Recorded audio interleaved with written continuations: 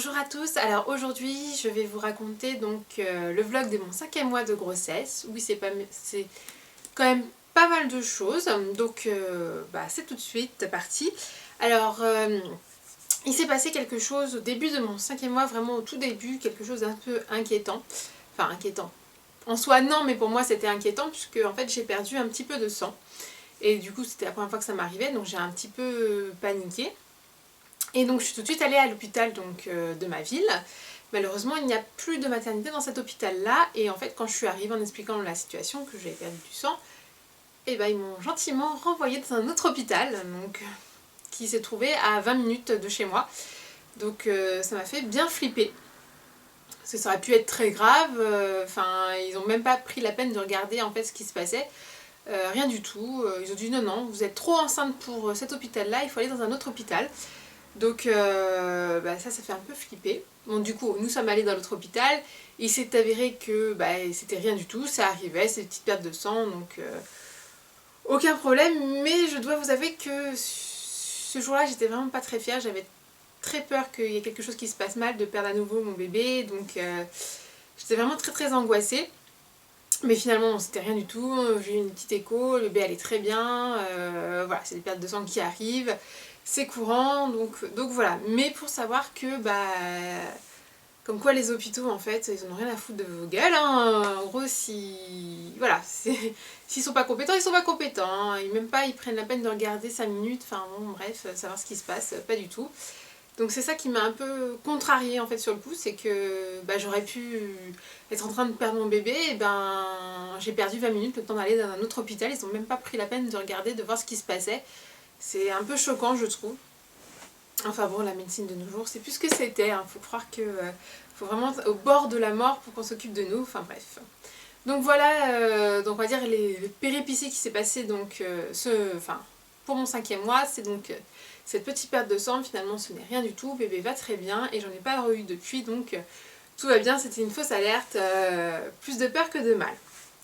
Alors ensuite, qu'est-ce qui s'est passé donc concrètement dans ce 5e mois? Donc niveau évolution de poids, alors je prends du poids mais pas beaucoup, mais un tout petit peu, puisque là à l'heure actuelle je suis donc à mon 6e mois de grossesse et je n'ai pris que 5 kilos en tout, donc ce qui n'est pas beaucoup mais ça va, c'est même plutôt bien pour moi, je suis assez contente. Pour la sage-femme c'est très bien, il n'y a pas besoin de prendre beaucoup de poids, le bébé de toute façon se sert, il n'y a aucun souci, donc ça c'est quand même une bonne chose. Comme ça, je pense après, il y aura toujours moins de poids à perdre après. Enfin, je dis ça, mais quand j'irai en vacances bientôt, je pense qu'avec tout ce que je vais manger, la courbe va faire un bond, mais bon, c'est pas grave, c'est pour la bonne cause. Alors ensuite, oui, alors quelque chose qui est apparu donc mon 5e mois, j'en ai déjà eu pour ma première grossesse malheureusement, c'est les taches de grossesse. Alors, qu'est-ce que c'est une tache de grossesse? Et bien tout bêtement, c'est des taches qui apparaissent à cause du soleil sur le visage. Donc là je dis merci le fond de teint parce que ça ne se voit pas trop. Mais bon, je pense que celle-là vous la verrez bien, voilà, c'est toujours plus foncé. Donc il y a celle-là. J'en avais déjà une là, donc de ma première grossesse avec Valentin, donc durant l'été dernier. Et donc là il y a celle-là qui est apparue et j'en ai une toute petite ici. Donc les joies de la grossesse, et pourtant je mets de la crème 50 sur le visage tous les jours. Je ne m'expose pas au soleil, mais le problème c'est que j'ai une peau assez mate et donc j'ai une peau qui attire le soleil. Et je pense que cette année, vu que l'année dernière j'ai pas eu beaucoup, je me suis pas beaucoup exposée, donc le moindre rayon de soleil, là mon corps en a besoin parce que je suis en carence de vitamine D. Du coup, chope les rayons du soleil et voilà, le moindre exposition, je chope des taches de grossesse. Alors j'espère sincèrement que ça va disparaître à l'accouchement. Même si celle-là n'est toujours pas partie de mon premier accouchement, enfin de ma première grossesse, donc l'accouchement étant déjà passé. Donc voilà, croisons les doigts, parce que bon, là en soi ça se voit pas vraiment, il n'y a que moi qui le vois, c'est sûr, mais bon c'est quand même... Bon c'est embêtant, mais bon c'est pas grave. Si c'est pour la bonne cause, comme je dis maintenant, c'est le mal joli. Voilà, du moment que j'ai mon bébé en bonne santé à la fin, tous les désagréments de la grossesse, je les supporte, il n'y a aucun problème, c'est pas le problème, mais bon c'est juste un petit peu gênant, mais bon peut-être qu'après la grossesse, si en faisant des gommages, on va voir une dermatologue, peut-être qu'elle trouvera la solution pour les faire disparaître. Donc, ou si vous avez justement une solution, un produit miracle pour les estomper ou les faire disparaître après, n'hésitez pas à me le mettre en commentaire. Et ben ça serait bienvenu. Ensuite, qu'est-ce qui m'est arrivé? Alors oui, j'ai eu donc plusieurs fois des baisses de tension. Donc où je me sentais vraiment très flagage, je suis pas tombée dans les pommes, mais vraiment où j'arrive au travail et bah j'avais qu'une chose, c'est de m'asseoir et de plus bouger. Voilà, j'étais mais vidée, plus d'énergie, envie de dormir, vraiment je me sentais pas très bien. Et en fait, donc j'en ai parlé avec ma sage-femme qui, d'après elle, donc, pensait que c'était dû à un manque de fer. Donc je faisais un peu d'anémie puisque bébé pompait dans mes réserves. Et c'est vrai que comme j'ai une...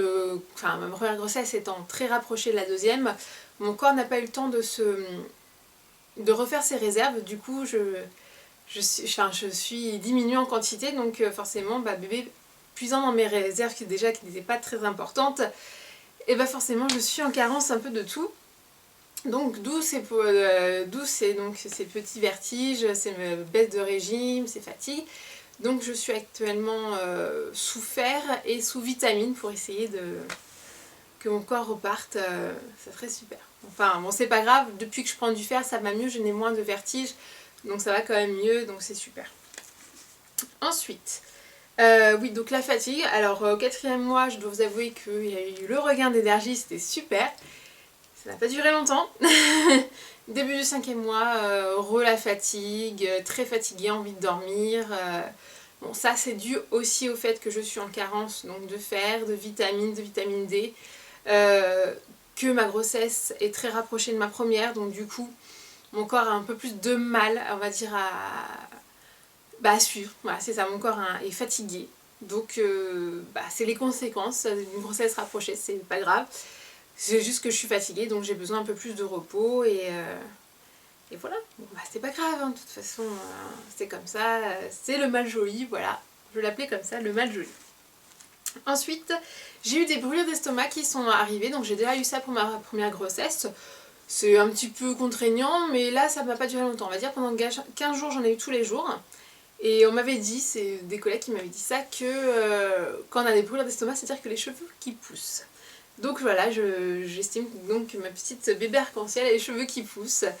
Donc voilà, bon, c'est juste un peu contraignant, mais là, depuis bien une semaine et demie, ça s'est arrêté. Donc, plus de brûlure d'estomac. Alors peut-être qu'elle sera pas très chevelue du coup, mais bon, c'est pas grave. Voilà, ça va peut-être revenir après. Je me rappelle par contre pour Valentin, j'ai eu quand même beaucoup de brûlure d'estomac jusqu'au 7e mois, donc bon, on verra. Mais c'est vrai que Valentin était très chevelu à la naissance. Donc là, peut-être qu'il n'y aura pas beaucoup de cheveux, on verra. De toute façon, c'est pas grave, ça pousse après les cheveux. Alors, oui, donc quand même quelque chose d'important. On a eu l'écho donc du 2e trimestre, où je vous ai annoncé donc le sexe de notre petit bébé, donc qui est donc une fille. Donc moment très important pour nous parce que pour moi avec Valentin, l'écho du 2e trimestre, c'est celle-là qui avait révélé quand même l'anomalie cardiaque. Du coup beaucoup de stress, beaucoup d'impréhension, j'avais plus envie de savoir si le cœur allait bien que connaître le sexe de mon bébé. C'était le plus important, le sexe pour moi était complètement secondaire, c'est peu importe du moment que mon bébé aille très bien.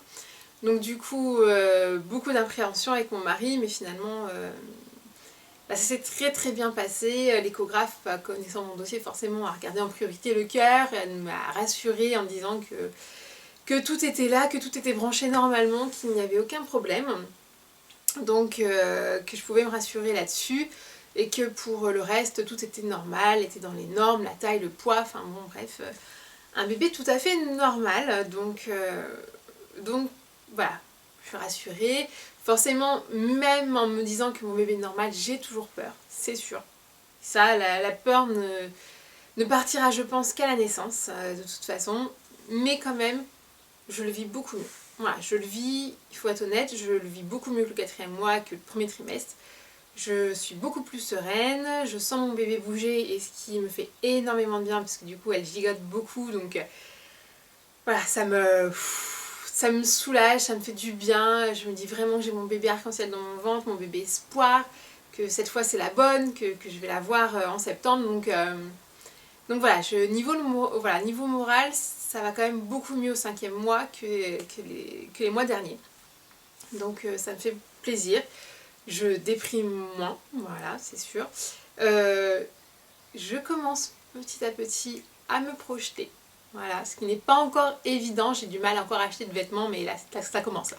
Mais voilà, 5e mois, j'ai encore du mal à me projeter. Mais voilà, j'arrive à voir un petit peu, si vous voulez, au bout du tunnel, la petite lumière. Voilà, au début, j'avais le tunnel noir, noir, noir, je me disais, je finirai jamais ce tunnel. Et là, je commence peu à peu à entrevoir la lumière en me disant, c'est bon Charlotte, cette fois-ci c'est la bonne, ton fils en haut, il veille sur toi, il veille sur sa petite sœur, tout va bien se passer, il n'y a pas de raison, comme on dit, la foudre ne tombe pas 2 fois au même endroit. Donc il n'y a pas de raison, la fin du tunnel c'est pour bientôt et tu seras super heureuse. Donc j'attends ça avec impatience, je dois vous le dire que j'en rêve tous les jours. Donc voilà, donc l'écho s'est bien passé, tout va bien. Autre petit symptôme, désagrément de grossesse, je commence à avoir mal au dos. Donc, au 5e mois j'ai commencé à avoir mal au dos, donc en haut du dos. Donc voilà. Au niveau des côtes là, parce que forcément le ventre grossissant, ça commence à peser, donc ça me faisait mal aux côtes. J'ai commencé à avoir mal à mon hernie discale. Donc pour ceux qui ne savent pas, j'ai une hernie discale détectée depuis des années. Et qui pour ma première grossesse ne s'est pas déclenchée, je veux dire je n'ai eu aucune douleur. Et qui malheureusement pour cette grossesse là commence un peu à me gêner. Donc j'en parlerai ça après au 6e mois de mon dos, c'est un autre sujet. Pour l'instant le 5e mois, voilà. Donc ça c'est les petits désagréments de la grossesse, donc c'est encore supportable au 5e mois, tout va très bien. Donc voilà, tout va bien, le moral va mieux, bébé va bien, donc en route pour l'aventure, on va dire, là c'est, enfin, normalement c'est bon quoi. Et quelque chose aussi qui m'a énormément confortée, c'est qu'à la fin du rendez-vous de mon échographie, et ben, il m'a proposé le rendez-vous de la 3e écho, ce qui ne m'était pas arrivé pour Valentin, du coup vu le problème. Et là je me suis dit c'est bon, tu vas y arriver, tu vas passer le 3e trimestre et voilà, c'est l'étape la plus importante. Malgré là, si je sais qu'on se rapproche du 7e mois où forcément j'ai perdu Valentin, là je me suis dit c'est bon, tu tiens le bon bout, tu peux le faire. Donc voilà, aussi quelque chose de très important, donc au 5e mois, c'est qu'on a commencé les cours d'autonomie. Donc j'avais déjà commencé donc, pour ma première grossesse, mais malheureusement je n'ai pu faire que 3 cours. Et donc là on recommence tout le processus qui me fait également un bien fou parce que l'autonomie, pour ceux et celles qui ne savent pas, en fait donc, ce sont des cours de préparation à l'accouchement, mais différents des cours classiques en fait. Là c'est en petit comité, c'est-à-dire que c'est juste le papa, moi et la sage-femme, où elle nous apprend à communiquer donc, avec les gestes, donc avec le bébé. Je crois que je l'avais déjà expliqué lors de ma dernière vidéo. Et du coup, le fait de moi de reprendre contact avec ce bébé, de lui montrer que je l'aime malgré les épreuves que j'ai traversées, que même si c'est dur dans ma tête, cette grossesse, que je l'aime, que je suis là, qu'elle peut compter sur moi, que je serai sa maman pour toute la vie, que je l'aime énormément, qu'elle a un petit frère en haut qui veille sur elle. Donc c'est très important et je pense qu'à partir du moment où on a commencé avec mon mari, c'est vrai que là ça m'a fait un bien fou parce que du coup j'ai beaucoup aimé ces moments avec Valentin où on faisait des câlins, c'était un moment à nous. Et là je commence à avoir ces moments là à privilégier avec elle et je me dis, je suis émue, hein, je suis désolée mais c'est beau. Et je me dis waouh, enfin voilà, j'établis le contact avec ma fille et je me dis c'est ma fille et maintenant plus rien ne nous séparera quoi. Là je laisserai jamais, enfin je laisserai plus faire ça et là c'est pour de bon, on va se voir en vrai donc voilà, je suis contente d'établir ce lien, ça me fait énormément de bien parce que du coup maintenant dès que je mets ma main, elle sait que c'est moi, elle vient me voir, elle me donne un petit coup. Je sais quand elle est mal positionnée, je sais quand moi je suis mal positionnée et que du coup ça la gêne. Je sais quand elle a juste envie de jouer ou quand elle a envie de faire un câlin, c'est ces moments rien qu'à nous et c'est beau. Et voilà, et le fait que papa aussi puisse interagir avec nous, c'est beau. Enfin voilà, c'est quand même, c'est vraiment bien comme cours préparation à l'accouchement. vous le conseille pour vous si vous êtes enceinte ou pour prochaine grossesse, si vous ne l'avez jamais fait. Alors je sais que ça ne se fait pas partout malheureusement, il faut trouver la bonne sage-femme qui le fait. Mais c'est vraiment important. Enfin en tout cas pour moi c'est important, c'est un bon moment et je peux le faire donc chez moi. Et je joue et c'est merveilleux, voilà, c'est beau. Voilà, je ne vais pas m'étaler plus que ça sur l'autonomie. Si jamais vous avez des questions sur l'autonomie, n'hésitez pas à me laisser des commentaires. Je vous répondrai avec plaisir, même si vous voulez, je sais pas, avoir les coordonnées de ma sage-femme. Donc elle se trouve dans le 91 à Étréchy, si jamais ça peut vous aider, si vous êtes du coin, parce qu'elle est top. Voilà, elle est vraiment top cette sage-femme-là. Donc voilà, je regarde si j'ai rien oublié donc sur le...